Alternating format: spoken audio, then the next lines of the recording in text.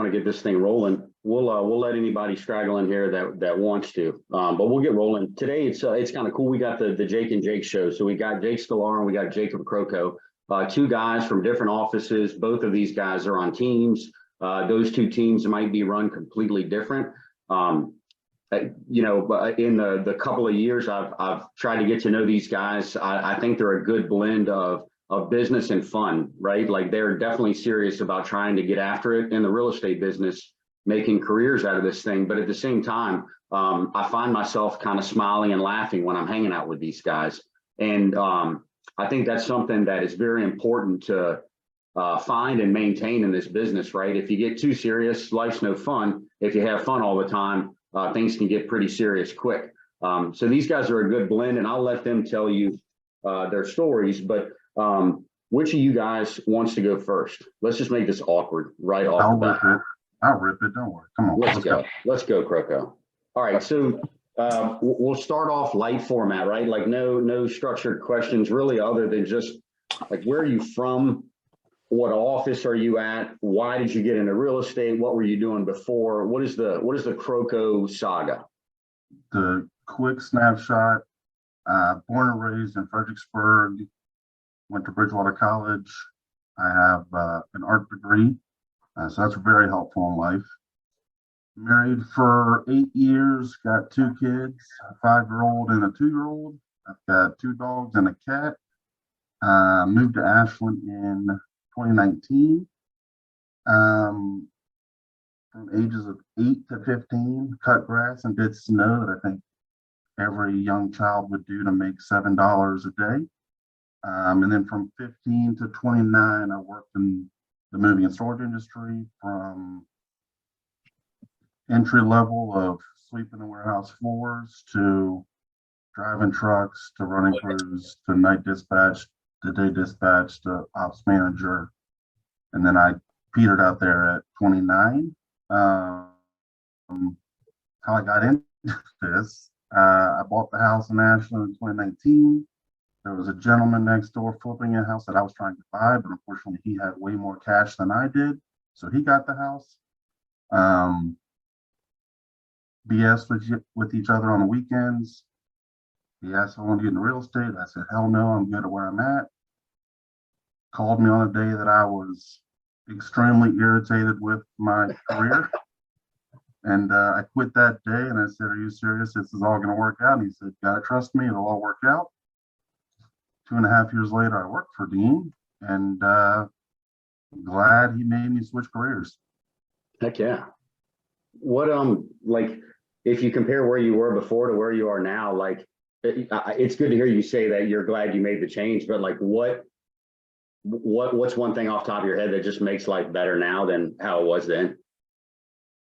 So when I was there, I managed 120 people, 7 days a week, from who knows what time in the morning till whenever I fell asleep early, because my trucks went cross country. So time difference was always an issue. Moves would go across the world. So people in Germany would want answers at 2 o'clock in the morning. So I would say flexibility and presence that I am with my family and wife is drastically different than where I am now. Good stuff, man. That's good stuff. I think you're proof that people that get into real estate and maybe feel like, you know, I've got to work 80, 90 hours a week, however many hours a week you do or don't feel like you have to work, you know, neglecting your family is not an option, right? Like you can win on both sides of the fence when it comes to that stuff. Yes. So what's one thing that you try to do, Kroko, like every day? And this is kind of like, I don't let the day get by without doing this one thing. What's one thing you do every day to try to be successful as a real estate business owner? So I didn't learn this until about 1.5 years into it. I learned it from you. There's a large difference of separating business and job. So truly defining the difference between those and being able to work the business and the job in the day. Also didn't learn until 1.5 years in having a schedule and sticking to that schedule and making that schedule work for you your family, but also your clients. I'm very much a people pleaser. I will push anyone else's needs before mine, but that's when your day goes to absolute trash real quick. And after you do it for 2, 3 days, you're like, I haven't talked to that person who ended a contract last week. I probably should do that. So really having a schedule and sticking to it. But I mean, it's simple as calls, notes, and face to face with meeting new people. I think it's important to know the difference between the business and the job. And the thing that always jumps out of my mind first is the business is quiet. Like unless you know what's going on with your business, you don't know what's going on with your business. But the job is the day-to-day, hour-to-hour stuff that seems like it's screaming at you. Like all of the, I need an answer on this right away. How can we answer everything They don't right even away? answer right then. Yeah, so defining it, and then like you said, with the schedule, giving everything its place, right? So yeah, I've got to fight that fire. I got to take care of that job item, but I'm going to do that today at 1:30 because that's what I've got plugged into my schedule. I think there is a way to take control. Although catch me in a couple of days when I'm a frazzled mess and my schedule, is upside down. So things definitely go off tracks quick, but if you, as you said before, if you allot that time for that off track stuff, you can always circle back and fill it back in. Yeah, then in theory, you're doing exactly what you're supposed to, which is, that's a good thing. So what's this is one of my favorite questions for any guest, Kroko. What's one lesson you've learned in real estate, but you learned that bad boy the hard way? I felt real confident. This it was probably March of 20, maybe 2020, 21 or 22. I'm not sure. But I remember March. I had 7 things closed in March. January and February, we were working hard. It all fell into line. King Kong on top of the world, making tons of money.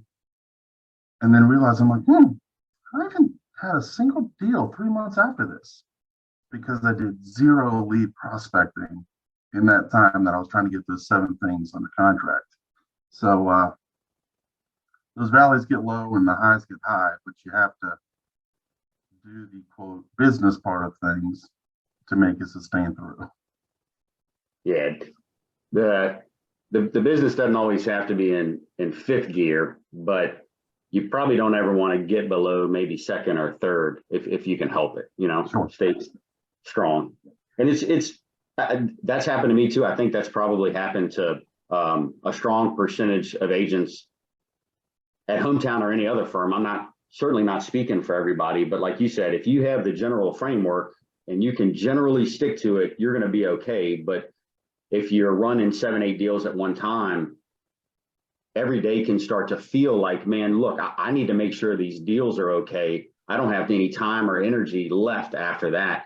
That's almost why I say do the business stuff first, tackle that, and then immediately go to fight all that fire. And if that's what you do for the rest of the day, it's not the end of the world because you still kind of got the good stuff in.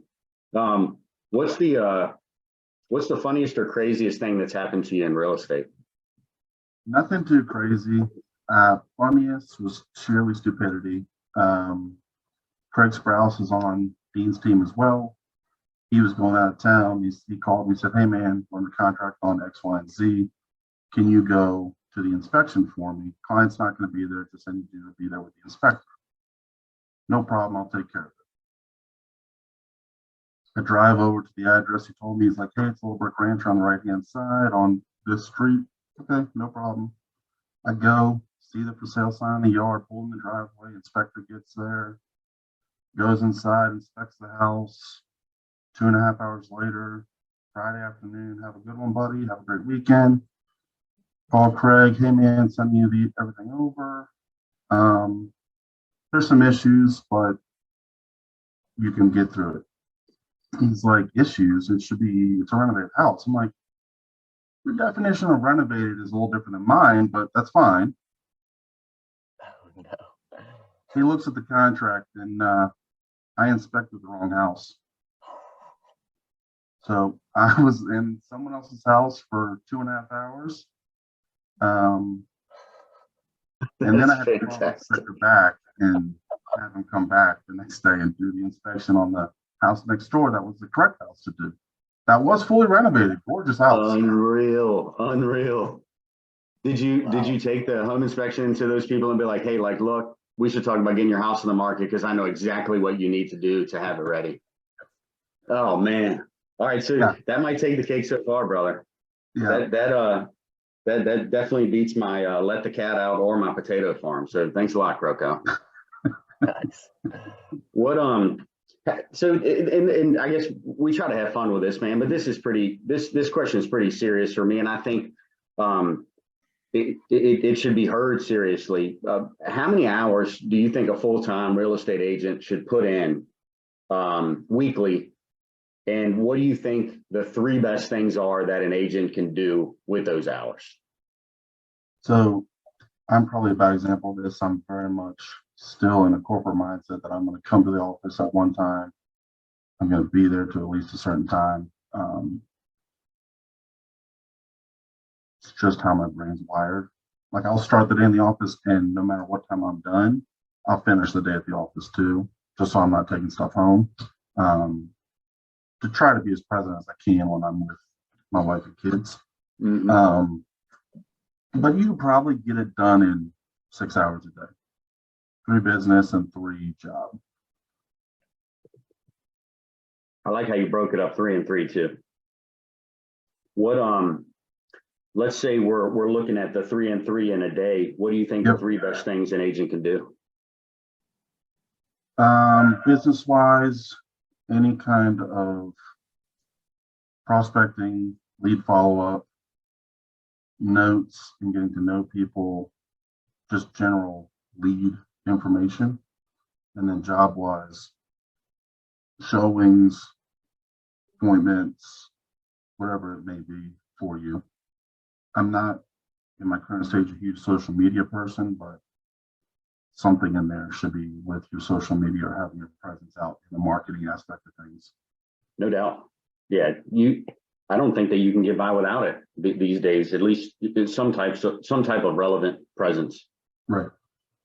3 and 3. I mean, you think about it. I agree with you 100%. I think you can get done in 6 hours a day if those six are intentional, right? Like, especially if you're looking, I'm focusing on my business and my job every day. The cool thing to me is as you're talking, I'm like, man, in any other realm of society where we're working for someone, 30 hours a week is a cakewalk, baby. Yeah. Like those are short days. So like, dude, I'm kind of home early in the afternoon. So it's also tough to see maybe some agents, and I've been this agent, and most people know this, to not even put half of that in every day, but hope for full-time results. So I think hearing from guys like y'all, it lets us know, hey, maybe I'm right where I need to be, or hey, if these guys are putting in a couple more hours a day in than I am, and they're doing some stuff that I'm not doing right now, let me try that and see what it does for my business. So appreciate you sharing, brother. Yeah, man. All right, so we're going to the Jake Sklar show now. I probably know a little bit more about Kroko than Sklar, but we'll follow the same format, and I'm kind of excited to learn more here. Same format, Jake. Where'd you come from, man? Like, how'd you find hometown? What'd you do before? Give us the saga, man. Yeah. So let's see. Went to uh born and raised in Mechanicsville, went to Lee Davis, now Mechanicsville High School. My dad owns computer like IT support shop, which is conveniently located like right behind the high school. So I would just walk over there, start working with him. He had me washing cars, cutting grass. He's not really a tech guy, but he's the entrepreneur and the business mind behind it. So I mean, even from a young age, he has always tried to instill like the entrepreneurship and the business owner mindset into me. I mean, I remember when I was like probably 7 years old one summer, he had me going around and we were selling mailbox paintings to our neighbors. Like, hey, your mailbox looks like it need to be touched up. He would have me go up, knock on the door, and try to like get him to try to sell a mailbox painting to him. So little stuff like that. He's always, he's got the business ideas going, and definitely tried to instill that to me from a pretty young age. After working with him for, I don't know, maybe 3.5 years after I graduated high school, just realized the tech business just wasn't for me. His business is pretty slow moving, and just the tech world didn't interest me. So, around that time, kind of getting into COVID, and the world being shut down, didn't really have anything going on. So, real estate has always interested me. Always thought about buying and owning property. So I thought, why not give it a try? So started to get my license, didn't really have a plan, was doing some online course, and, told my dad about it. And he's like, well, if you're getting into real estate, you have to go talk to Mike. Him and Mike have known each other forever. I think that he did some tech work for him. Both being from Mechanicsville, they just know each other. He's like, well, Mike's the guy. You got to go talk to him. So talked with Mike, and he's like, all right, you come on the team, and we'll see what you can do. And from there, it was kind of history. Really just kind of got me started. It's been a great mentor since I've been in the business, for sure. Well, I mean, if sales is what you want to learn, Mike will teach you. You know what I mean? Yeah. Like, Yep, for sure. I've heard so many incredible stories over the years. I'm like, man, like if we end up with half of the courage to make the asks that guys like Mike make, we'll be just fine in life. It's just finding our way there. Yeah. So Jake, with you guys over there, I know y'all are pretty intentional with what you do with your time and stuff like that. But what's one thing you try to do every day to be successful as a business owner? Yeah, I mean, the one thing every day, I have kind of found some success in doing the vacant land business. So always trying to identify and reach out to landowners. I feel like not a lot of people are doing it, and there's a lot of opportunity there. So that's a big thing with me, and working with builders and trying to find them lots and land. That's something that I'm trying to do every day. Always trying to find new land opportunities. And based on what I've been told, man, you've had incredible success doing that too. So kudos on carving a niche and exploiting it. Well done, man. Yeah. What so after I butter you up, let's break you down a little bit here, man. What's one lesson you've learned so far, Jake? But straight up the hard way. Yeah. Trying to think. Everything from writing contracts incorrectly when I started, to the biggest thing is probably not pre-qualifying my people, and going on and bringing guys like Mike or some of the other hot shots on our team to appointments with me that are completely just not good opportunities, and I'm just wasting everyone's time because I kind of put the blinders on, and I'm thinking, oh my gosh, this is a good opportunity. I'm setting an appointment, and then I don't break it down and ask the pre-qualifying questions, and it turns out to be just a complete waste of time. So gotten a few smacks on the back of the head from Mike on that one. So I guess you can call that learning the hard way. Yeah, brother, I'm right there with you. And my old man would tell you the same thing. He used to tell me, he's like, you just don't learn easy lessons. Like, he's like, those are not for you. You're a hard lesson guy. Right. But the good news is trial by failure. Heck yeah, man. And once you do something and it hurts enough, you find a way to stop doing it, Yep.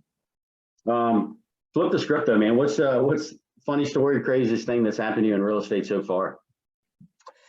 Yeah, I think some of the crazy stories is just like kind of the network of people, once you do business or you talk with one guy, the kind of network and the kind of like family tree they can break down to and figure out, Richmond's a small town, so like everyone knows everyone. So just finding people that you have in common and the different opportunities that can come from that, I think is kind of a cool, crazy part about doing business in Richmond. We have some funny stories of, us taking the party bus out and, doing some team events. So that was definitely one of the more funny stuff. Hometowns like work hard, play hard, right? So we definitely embrace that over on Mike's team and definitely get some funny and crazy stories out of it. Don't get Mike in trouble, Jake. Yeah, Yeah, keep the details out. I think it was probably more me than him, but one night out with Mike, this is a long time ago. That's where my nickname Crazy Larry came from. And it has stuck on me ever since. And I don't even 100% remember what we did that night, but it was a good time. So let's talk business though, man. And remember, there's somebody just like you guys who you guys were once upon a time watching this and trying to clarify if they're doing the right stuff or not. They don't want to come out and just belligerently ask somebody if they're doing the right stuff. So they've got you to listen to today, right? But we're trying to make sure that we're conveying the right stuff here, kind of like Kroko did, right? Be specific and don't hold back. But how many hours weekly, and we're talking full time, do you think an agent needs to work to take their business seriously? And what do you think the top 3 things are that they can do at that time? Yeah. So as far as like, I think that question depends on, number one, like I don't have a wife and kids, so I don't really have to devote time to those kind of people, right? So I think it depends on how successful you want to be. I mean, if you want to work the 6 hours and you can get a lot done, you can do good with that. You know, my mindset is pretty much all the time, like you can't turn it off. Whether no matter where you're at, you know, if you're out and about, if you're, you know, late nights at the office, you know, that stuff doesn't bother me. I try not to get burnt out, which it hasn't yet, because I don't know, I think it's a pretty exciting business. So I just try to work and mainly just like the fun stuff, like the networking and the prospecting. You know, I kind of try to do that all the time, whether it's face to face or, you know, on the phone at the office, just 24/7, basically just try to grind it out.